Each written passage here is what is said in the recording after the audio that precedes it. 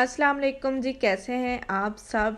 मैंने सोचा कि मेरे व्यूवर्स इतने दिन हो गए हैं नमकीन ही चीज़ें खा रहे हैं, कभी कुछ नमकीन तो कभी कुछ नमकीन, कहीं वो नमकीन ना हो जाए। तो सोचा आज ज़बरदस्त सी मीठी कोई सिंपल सी आपके साथ रेसिपी शेयर करूं और बजट में रह कर आपके साथ वो रेसिपी शेयर करूं ताकि इजीली बन भी जाए और पैसे भी बिल्कुल खर्च ना हो। ठीक है। अच्छा जी, ये बच्चों की तो ख़ास ये पसंद होती है, तो चलें स्टार्ट करते हैं इसको। अच्छा, फ्राई पैन आपने ले लेना है, अच्छे से धो लें, साफ़ कर लें। उसके बाद ये मरुंडा इसके अंदर में सॉरी ये फलियां हैं वाइट, ये इसके अंदर आपने ऐड कर देनी है। ये इजीली मिल जाती हैं हर जगह से। अच्छा जी, ये आपने थोड़ी सी सौटे करनी है। कलर मैं आपको बता देती हूँ आगे चल के कि किस तरह से आपने इसको कलर देना है और क्या आपने इसका कलर रखना है। ठीक है। अच्छा, उसके अलावा आपने फ्लेम को थोड़ा लो ही रखना है, ज़्यादा फ्लेम पर ये बिल्कुल भी नहीं करनी। ठीक है। ये कलर चेक कर लें, इतना ही हमने इसको कलर देना था और इतना ही हमने इसको रखना है। ठीक है। अच्छा, अब उसके बाद जी इसको उतार लेना है और एक फ्लेम मैंने आपको दिखा दी कि इतनी फ्लेम पर ही मैंने इसको किया था। ठीक है। अब इसको साइड में एक बर्तन में आपने निकाल लेना है। मैंने एक प्लेट के अंदर इसको निकाल लिया है और उसी के अंदर हम अपना बाकी काम करेंगे, क्योंकि बर्तन भी तो हम ही हैं धोने हैं, तो इस वजह से बर्तन को गंदा ना करें और इसी के अंदर अपना काम चलाते हैं। ठीक है। अच्छा, ये 2 टेबल स्पून मैंने घी के लिए हैं, ये इसके अंदर आपने कर देने हैं ऐड और उसके बाद जी ये मेल्ट हो जाए तो ये हमारा गुड़ इसके अंदर जाएगा। ठीक है। गुड़ की क्वांटिटी है तकरीबन मैंने 2 पेसियाँ ली हैं। ठीक है। बड़ी थी 2 पेसियाँ मैंने ली हैं। ये आपकी ज़ुबान में क्या कहते हैं, ये मुझे लगता है यही कहते होंगे। मतलब तकरीबन सबके साइज़ यही होते हैं तकरीबन। गुड़ जो बनाते हैं या गुड़ लेकर आते हैं तो वो मैंने 2 ऐड की हैं। ठीक है। इसको मेल्ट कर लेना है, कैरेमलाइज़ कर लेना है और इसको चलाना नहीं। ठीक है।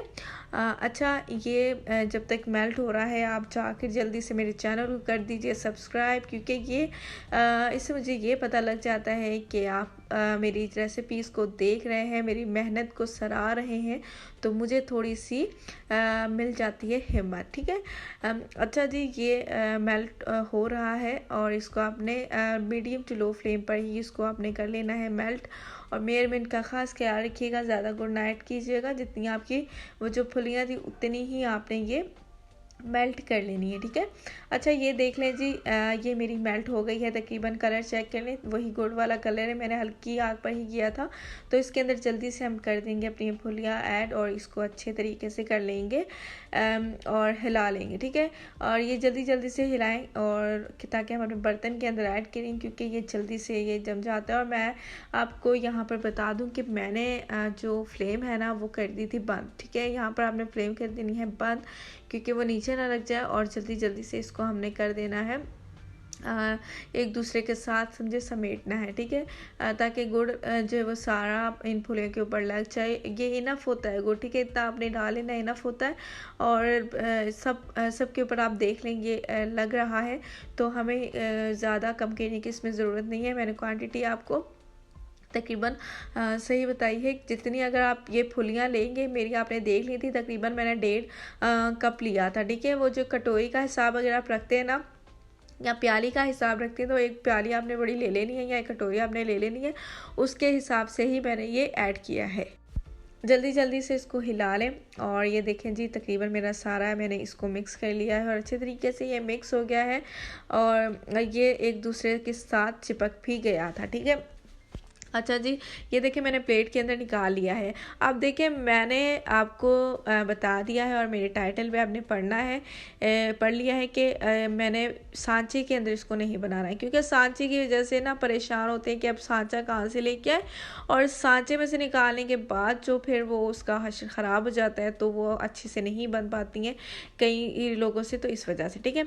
अच्छा, ये मैंने ना इस तरह से पकौड़ी टाइप इसकी बनाई है और ये ज़बरदस्ती ना क्रिस्पी सी बन जानी। और एक बात का ख्याल रखिएगा, थोड़ी सी गरम गरम हो, नीम गरम हो ना, तो आपने इसको शेप इसकी दे देनी है, क्योंकि फिर ये शेप में आएगी, ठीक है। और फिर आपने इसको स्टे के लिए तकरीबन 1 घंटे के लिए रख देना है, ताकि ये स्टे रहे, ठीक है।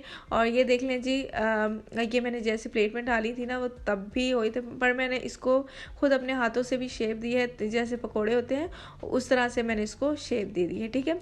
इस तरह से आपने सारी शेप दे देनी है। और आपके बच्चे इर्द गिर्द आपके घूम रहे होंगे तो उनको भी थोड़ी मदद में ले लीजिएगा और जल्दी से अपना काम ख़त्म करें, ताकि जल्दी से आपका सारा काम ख़त्म हो जाए और आपके बच्चे ये जल्दी से खाएं, ठीक है।